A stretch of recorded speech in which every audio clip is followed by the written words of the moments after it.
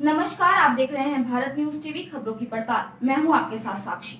मध्य प्रदेश के बैतूल में जिला चिकित्सालय के पास बच्चों के लिए पीआईसीयू का कोई इंतजाम नहीं है और ऐसे में कोरोना की तीसरी लहर को लेकर अनेक कुशंकाएं हैं। खास तौर पर इसमें बच्चों के प्रभावित होने की आशंका व्यक्त की जा रही है। ऐसे में इससे निपटने की तैयारियों पर दावे और वादे भी सामने आते रहे हैं, लेकिन जमीनी हकीकत इससे अलग है। बैतूल में इससे बचने के लिए न तो पीआईसीयू है और न कोई जरूरी इंतजाम। ऐसे में 1,30,000 नौनिहालों का भविष्य दांव पर लगा हुआ है। बैतूल जिले में 0 से 6 साल की उम्र के 1,30,000 बच्चे हैं, लेकिन उन पर एक भी पीआईसीयू नहीं है। यहाँ तक कि निजी क्षेत्र में भी इसकी कोई व्यवस्था नहीं है।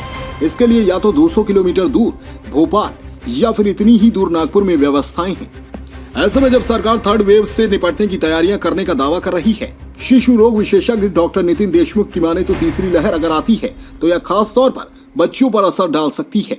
लेकिन हमारे पास न कोई व्यवस्था है और न उपकरण। जैसे ही शासन से उपकरण प्राप्त होते हैं, हम पीआईसीयू बनाकर चलाने की स्थिति में होंगे। बैतूल से शशांक सोनकपुरिया की खास रिपोर्ट। कोरोना की तीसरी लहर को प्रशासन की किस तरीके से व्यवस्था बनाई गई है और जिले में एक भी पीआईसीयू नहीं है, तो उसको लेकर क्या किया जा रहा है? बैतूल ज़िले में कोरोना के मरीज जो है काफ़ी कम हो चुके हैं और हमने जो कोरोना की दूसरी लहर के समय कोरोना के पीड़ितों को या संदिग्ध पीड़ितों को उपचारित करने के लिए जो व्यवस्था बनाई थी, लगभग 135 बिस्तरों की व्यवस्था बनाई थी, जो कि हमने अभी जारी रखी है। वो 135 बिस्तर अभी हमारे पास सुचारू रूप से व्यवस्थित रखे हुए हैं। ये बात अलग है कि इस समय आज की तारीख में हमारे पास 10 ही मरीज भर्ती है, जिसमें से 2 संदिग्ध हैं, 8 संदिग्ध है और 2 पॉजिटिव पेशेंट्स हैं। लेकिन अगर तीसरी लहर आती है या कहा जाए कि केसेस अगर बढ़ते हैं, कोरोना के केसेस अगर बढ़ते हैं, शहर में बढ़ते हैं या बैतूल जिले में बढ़ते हैं, तो हमारी ये जो व्यवस्था बनी हुई है ये हमने इसके लिए रोक के रखी है और इसमें हम वापस उपचार करने की स्थिति में पुनः तत्काल आ जाएंगे। इसलिए व्यवस्था को हमने अभी डिस्टर्ब नहीं किया है। जहाँ तक जो कि आप पूछ रहे हैं कि पीआईसीयू का मतलब